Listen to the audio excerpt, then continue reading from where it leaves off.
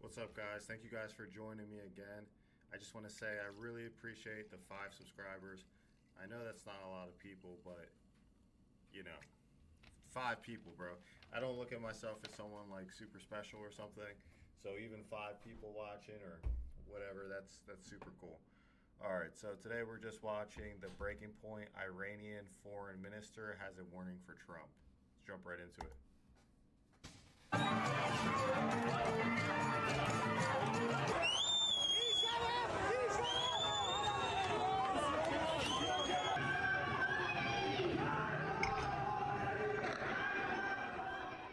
Joining me is Iranian Foreign Minister Abbas Araghchi.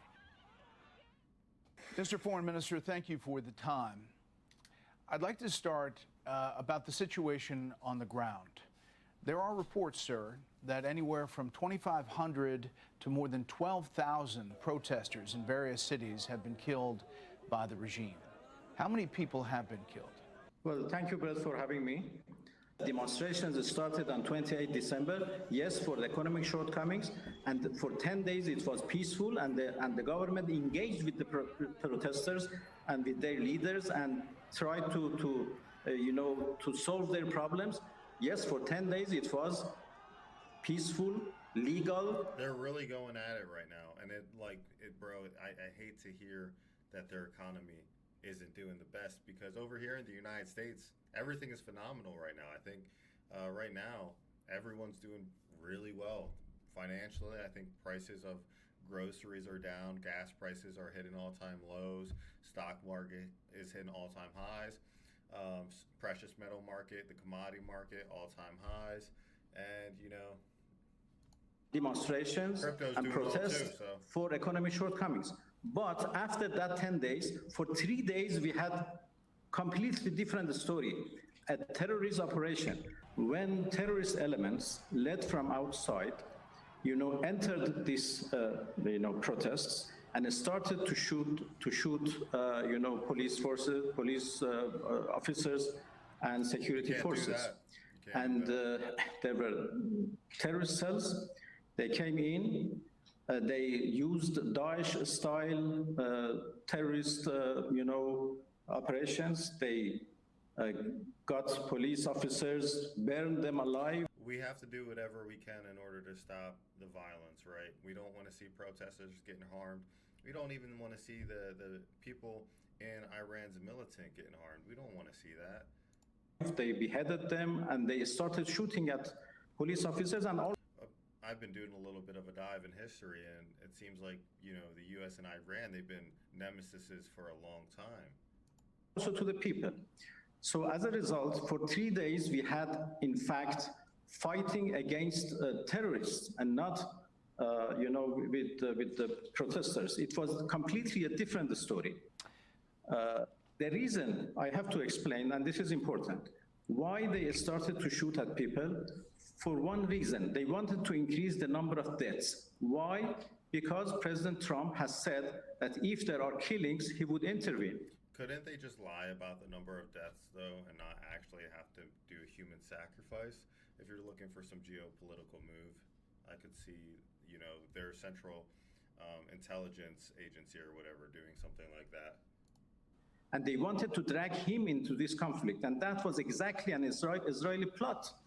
They wanted to drag the President of the United States in this conflict, so they started to increase the number of deaths by killing ordinary people, by killing police officers, by starting a kind of, So Israel was doing a psyop where they were trying to bait the U.S. into defending them against Iran.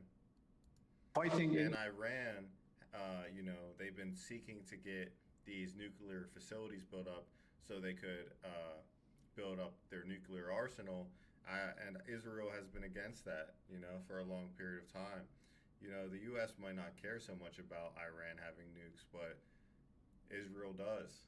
Inside the different cities. Mr. Foreign Minister, you're saying that these killings, these deaths are at the hands of foreign elements inside your country, not by the Iranian regime. That's not what we're being told when we get people to talk to us on the ground. The internet has been shut off, but occasionally turns back on, and we do hear from people on the ground who tell us various stories, witnesses. shoot to kill accounts of brutal crackdown emerged from Iran. Witnesses spoke of seeing snipers positioned on rooftops in downtown Tehran and firing into crowds of peaceful protests, turning abruptly into scenes of carnage and panic as bullets pierced through people's heads and torsos.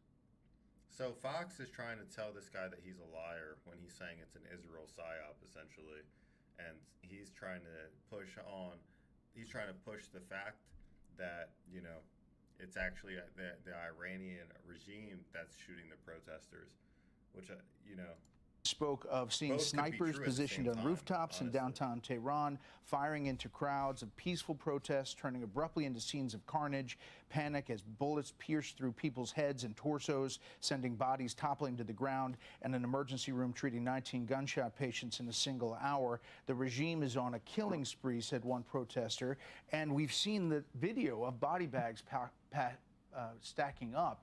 You were saying that all of this is because you're not in control of your country and foreign elements are killing people inside your country? No, I'm telling you that it was a fighting between our security forces and terrorist elements who had a plan to create a big number of killings in order to provoke President Trump to enter into this conflict and start a new war against Iran. And that was exactly an Israeli plot. The footages that you mentioned have not been seen in Iran.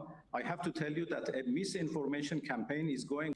That doesn't sound that far-fetched. I mean, look, I could be hit easily with a psyop from this guy, I guess, but common sense would tell me killing your own civilians usually isn't too good of a thing to do. And the civilians, they're only stirred up so much because of everything that's going on with their currency collapsing, which who caused that? Who caused Iran to, go bankrupt? On at the same time. And you're suggesting that it's Israel and Mossad acting like Iranian forces, shooting the Iranian people to make casualties to spur on the action of President Trump. I mean, is it hard to say that Israel just absolutely hates Iran? Israel would rather Iran not be on the map?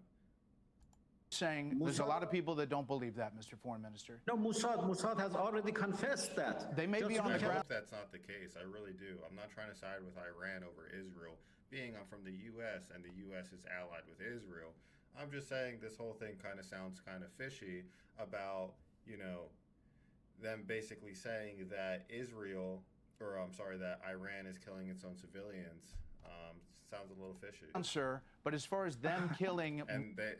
And the U.S. needs to go in to protect Iran from itself, Hundreds and hundreds.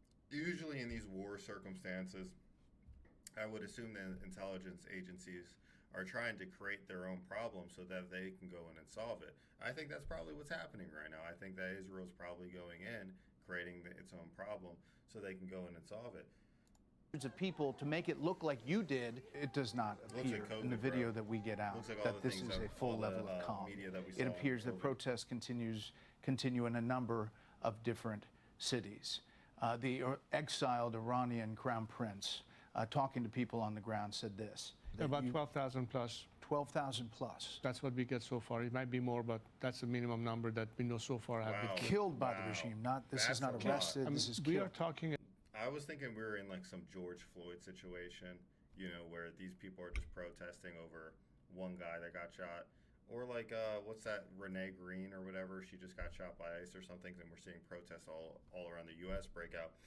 I didn't know that it was 12,000 bodies that the regime dropped of their own people. This is about using military weapons, AK-47s, armored trucks to shoot to kill unarmed protesters. Their bodies are being picked up by bulldozers, and they charge each family for the bullet to be able to just retrieve the remains. It's abhorrent what's happening. Yeah, it's very abhorrent, almost so crazy it doesn't sound believable. You're denying that that's happening, or you're...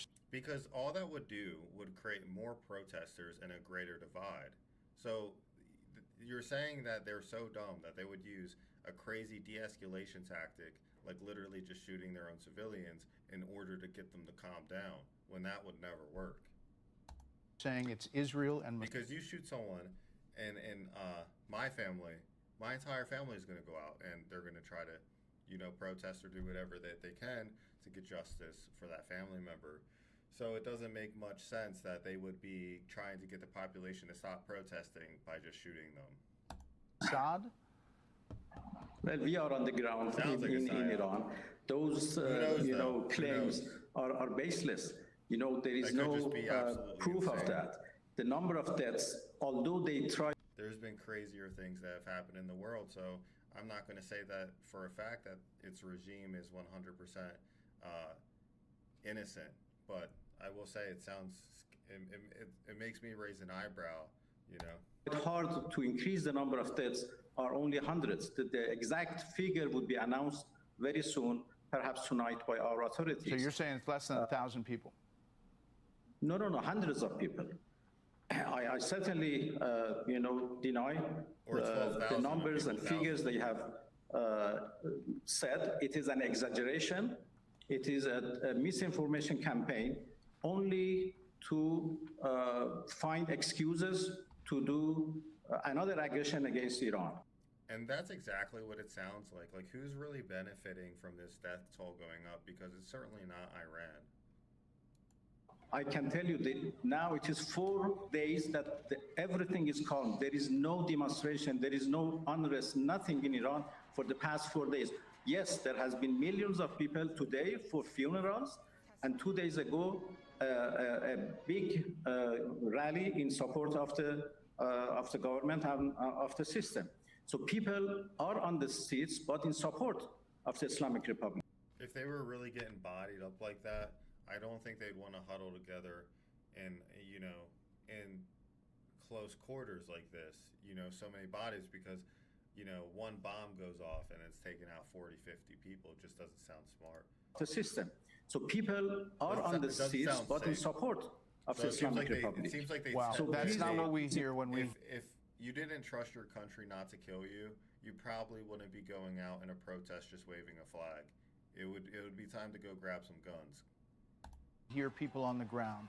I can refer you to the tweets and sayings and interviews by Israeli officials, American officials who have claimed themselves that Mossad agents are inside Iran, in the Iranian streets, in Tehran streets. Just look at the X, account of Mossad in Persia, who said that their agents are in Iran and that they are doing their job. Okay, I can't push back about where Mossad agents are or not. I can say, if anybody is taunting President Trump, it is the Supreme Leader who took to X and posted this, saying, Israel and the United States just look at these guys as straight terrorists. I mean, they've pretty much made everybody just profile these guys as terrorists. And if United States citizens just look at this guy and they just think terrorist. And I'm not projecting my own beliefs. I'm just saying they've propagated it so much in the media, so much in like movies, stories, and everything, that Israel's got everyone believe that these guys are just terrorists, they're just bad guys. But I think war will tell you there's really not such thing as, a good and a bad guy. It's just who's trying to get the resources and who gets to write the books afterwards. Say, if anybody is taunting President Trump, it is the Supreme Leader who took to X and posted this, saying for days now, calling President Trump a tyrant who will be overthrown. Why, if you're saying the Israeli outside forces inside your country are doing this, why would the Supreme Leader himself take to X and taunt the President of the United States? Well, we were in the middle of a war started against us. I want to read the actual tweet because we just kind of skipped past that. So this is the Supreme Leader of Iran. The father figure who sits there with arrogance and pride, passing judgment on the entire world. He should know that usually the tyrants and oppressors of the world, such as Pharaoh, Nimrod, and Reza Khan, and Mohammad Reza, and the likes of them, when they were at the peak of their pride, were overthrown. This one too will be overthrown. I probably butchered half of those names, but I wasn't sure about the pronunciation. So a tyrant who will be overthrown. Why, if you're saying the Israeli outside forces inside your country? He has a point. I mean, look, the U.S. has been a superpower for quite some time. We've only been around for around 250 years, so we're actually still fairly new. We kind of are the new kids on the block compared to like China, but every empire does have to fall at some point. It's not going to last forever. Are doing this. Why would the supreme leader himself take Trump. to X and taunt the president of the United States? Well, we were in the middle of a war started against us, and the rhetorics are quite normal in any war. We have many kind of threats by President Trump, by other American officials, by Europeans who are talking about Iranian, things in Iran. So we consider these 3 days, 8 January to 10, which we faced with a vast terrorism operation as the continuation of 12-day war that were imposed on us by Israelis and Americans. So the 13th day of war was 8 January. That was the continuation of the war. So we were in the middle of the war. And now, after 3 days of terrorist operation, now there is a calm. We are in full control, and let's, hope that wisdom would prevail, and we don't go for a high level of tension, which could be disastrous for everybody. Unfortunately, the losers usually want reason to prevail, right? That's what the losers usually want. You can tell this guy is standing on his back leg right now. He doesn't really have much room to dictate what's actually going to happen. It really seems like Israel and the U.S. aren't fucking around with this guy. You know, they're not fucking around with the country of Iran. They're ready to completely topple it. And this guy, you know, his supreme leader's talking a whole lot of shit, but even this guy's like, dude, we're fucked. We need to start talking nice to these guys, because if we don't, we may got a couple more weeks. Are you moving forward with hangings of some of the protesters, or at least one of the protesters? No, I haven't heard about that, and there is no any hanging today or tomorrow or whatever. That's Friday? I can tell you, I'm confident about that. There is no plan for hanging at all. Okay, well, you've heard the president's talk, President Trump, and you've heard his concern about crossing this red line, and you've heard him shut off communications with you because he's seen what he's seen and heard what he's heard on the ground. In fact, he was asked about this possible hanging and what the death he's seeing. And if they hang him, you're going to see some things that I don't know what where you come from and what your thought process is, but you'll perhaps be very happy. What do you mean by that? We will take very strong action. If they want to have protests, that's one thing. When they start killing thousands of people, and now you're telling me about hanging, we'll see how that works out for them. It's not going to work out good. How do you read the president's comments over the past few days? Well, first of all, hanging is out of the question. If that threat alone saves 5 lives, it was a good threat. It was a threat worth being made. So kudos to Trump. I think that was, a wise thing to say. As I said, this is another piece of misinformation campaign that they have started to provoke President Trump and to drag him into this question, and which could have disastrous consequences. And on your first point that you mentioned, that he cut any communication with Iran, this is not the first time. You remember that we were negotiating in June when they decided to attack us. We were in the middle of negotiations. We had 5 rounds of negotiations between me and Steve Witkoff, and we had already fixed the 6th round for 15 June when in 2 days before that, they attacked us. Because you came on this show and you said you were never going to reduce legitimate enrichment. You were never going to drop it down. Why would any country want to? Why would any country just want to be little brother forever? It doesn't make sense. As a country leader, you're not going to say, "Hey, we're never going to have nukes when you guys have nukes." It's just not realistic. Also talked And it's really Israel that doesn't want them to have nukes, right? about continuing a ballistic missile program. Is that And the U.S. has backed Israel so much at this point when it comes to their dispute. Now, Iran's like death to America, you know? Because we've continuing intervened today? with bombing their nuclear facilities and everything like that. And obviously that's not the beginning of it, but... That's why the president said he was moving forward on the nuclear program that was expanding. No, both enrichment and our defense capabilities are our legitimate rights. No, as a full and committed member of NPT, we have every right to do enrichment for peaceful purposes. And I can agree with that. Like, I don't want these guys to have nukes, but it's hypocritical to say that they can't when we do. You cannot tell another country that you shouldn't exercise your... Because, you know, any negotiation that we have, when it comes to any form of diplomacy, these guys are always going to get the short end of the stick because they can't really do anything at the end of the day. You're right. Otherwise, you will be... Because we can say, all right, say we get a bad deal, we can technically go in, our CIA or whoever can go in and take out their world leader, and they can't nuke us back. But if they take out our world leader or something with an assassination, we can just nuke them off the map. So yeah, but Mr. Foreign Minister, we talked about this. We talked about this months ago. Are you open to direct talks with the Trump? Like, I guarantee we wouldn't have went in and just taken Maduro if Venezuela had nukes pointed at us. There's no way we would have done that.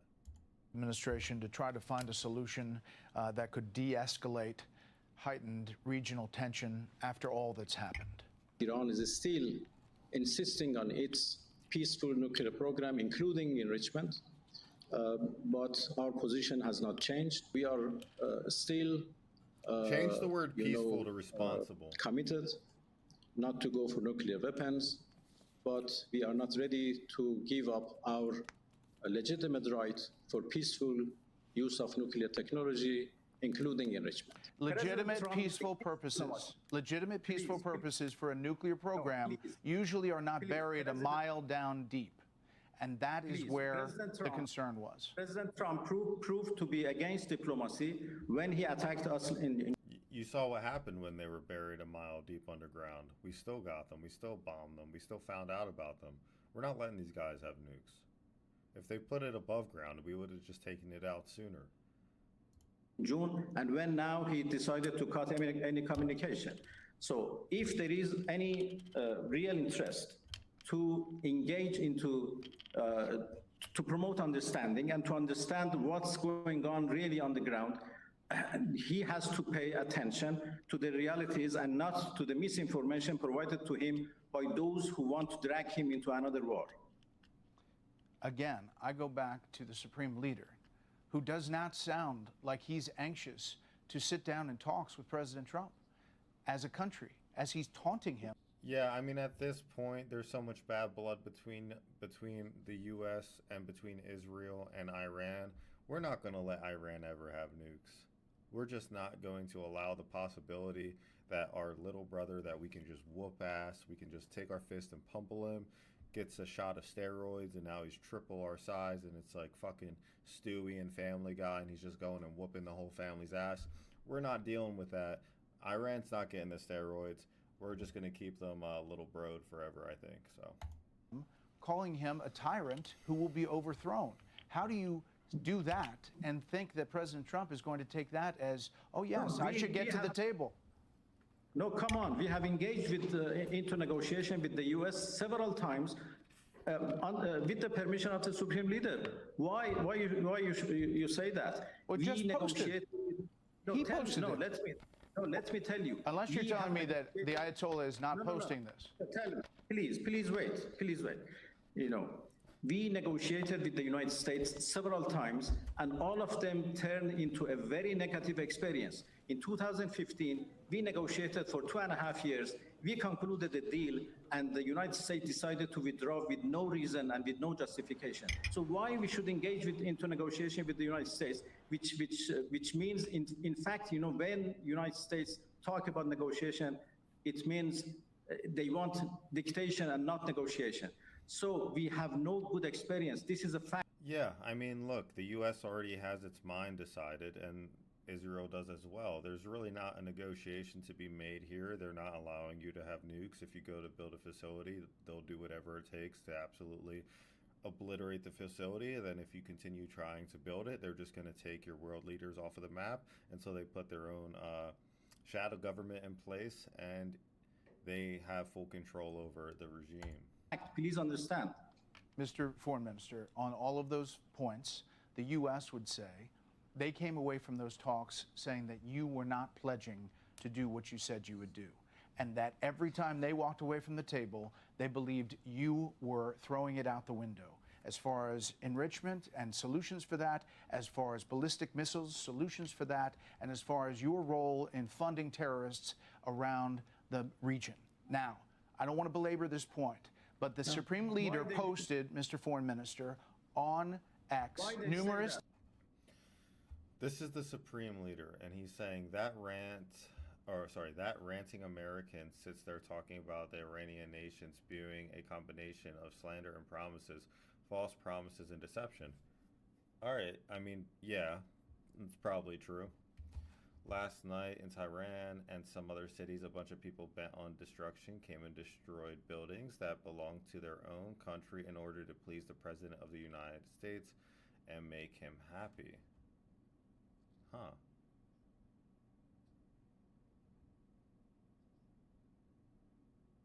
Okay. Yeah, I mean, that's what propaganda will do to your civilians. Okay, our enemies don't know Iran in the past. The U.S. failed to their flawed planning. Today, too, their flawed scheming will cause them to fail. Okay, the Iranian people will not tolerate the hirelings of foreign powers. Okay, the U.S. president has the U.S. president has said that the Iranian government does such and such. I'll take the side of the rioters. The rioters have put their hopes in him. If he's so capable, he should manage his own country.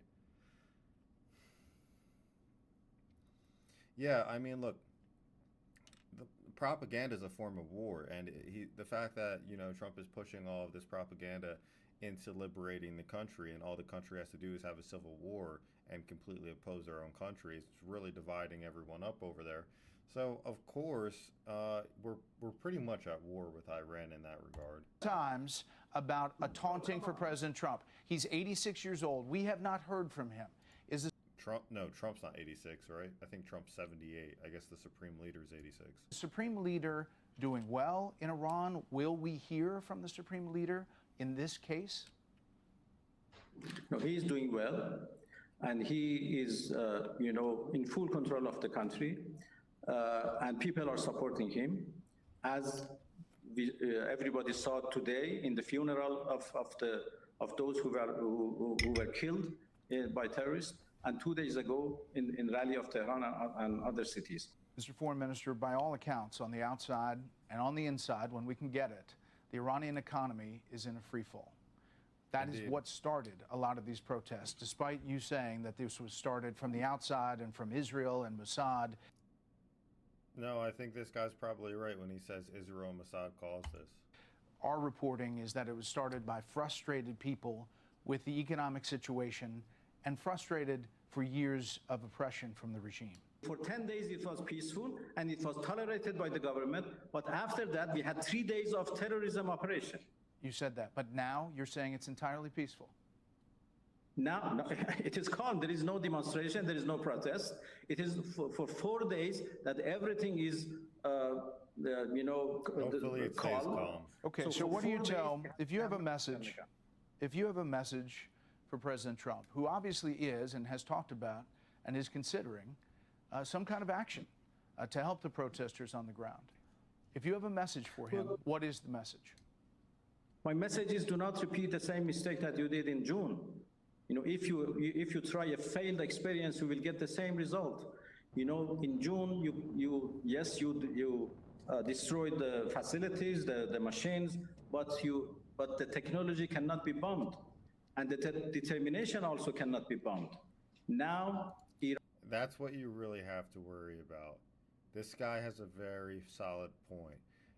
reaching some type of agreement prior to the nukes being built by your opposition would probably not be a bad idea because it's probably inevitable. Iran proved to be ready for negotiation, for diplomacy. We have proved that in the past 20 years, in 2015, in 2025, every time. But it was the US who always escaped from diplomacy, who cut the diplomacy and opted for war. My message is between war and diplomacy, diplomacy is a better way, although we don't have any positive experience from the United States, but it's the problem is nobody trusts your leaders the way that they speak with nukes.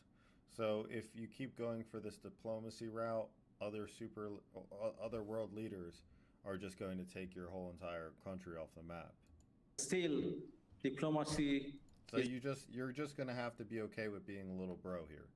There's no chance you get nukes with Israel around and the United States. So you're going to have to wait for like a World War III to break out, the U.S. and Israel to fall somehow, and then maybe you can have nukes. It's much better than war. Mr. Foreign Minister, but I don't foresee that happening anytime soon. Mr. Foreign Minister, your proxies have largely been destroyed.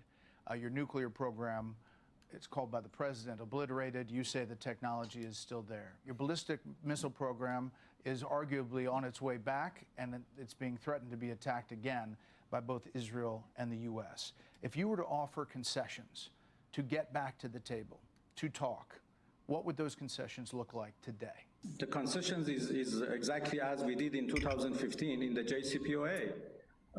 We can make sure and build confidence about the peaceful nature of our nuclear program to make sure that it is peaceful and would remain peaceful forever. And in return, we expect that the sanctions are lifted. Ballistic missiles is our means of defense and the most reliable means of defense, and it is not negotiable. Why we should negotiate on our ballistic missiles when we need them for our security and for our... Unfortunately, you're growing up in New York City. There's already a mafia around. You're trying to form your crime family late. They're not going to allow you to form your crime family. You're just going to have to pay one of the mob bosses for protection to operate your shop on the block. They're not giving you ARs to make your own crime family. And that's what he wants. You're late to the party, man. That is what it is. For defense. Proxies, I think it's a wrong, it's a mistake to call them proxies. We don't have proxies in the region. They are... You've been funded. No, they are movements who are fighting with occupation, who are fighting for their rights, and we only support them. We only support them. They are not doing any job for us. They are fighting. They are fighting for their own, causes, and we support their cause. Well, Mr. Foreign Minister, we appreciate the time. There are a lot of people concerned and want you to say that the Iranian regime's killing of protesters will stop. I think you have to find the elements who made these killings outside of Iran. And there are many, evidences to that. We can show you. So it is all a kind of Israeli plot, which is now failed.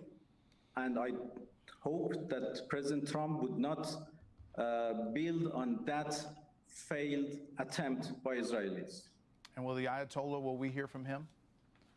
Besides the tweets taunting the president? Well, I think I have already answered that. Okay. Mr. Foreign Minister, we appreciate the time. Thank you, sir. Guys, thank you if you stuck around for this entire video. I'll catch you guys on the next one, and obviously be safe out there, all right? Peace out.